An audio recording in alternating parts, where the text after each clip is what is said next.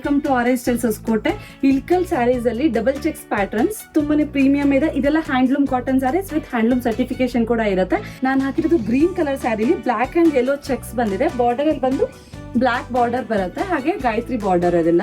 ಇದು ಪಲ್ಲು ಬಂದ್ರೆ ಟೋಪ್ ಪಲ್ಲು ಬರುತ್ತೆ, ಮಲ್ಟಿ ಕಲರ್ ಅಲ್ಲಿ ಬರುತ್ತೆ ಪಲ್ಲು. ಪಲ್ಲುವಲ್ಲಿ ರೆಡಿ ಟ್ಯಾಸಲ್ಸ್ ಕೂಡ ಇದೆ. ಇದ್ರಲ್ಲಿ ಯಾವ ಕಲರ್ಸ್ ಇದೆ ಅಂತ ನೋಡೋಣ.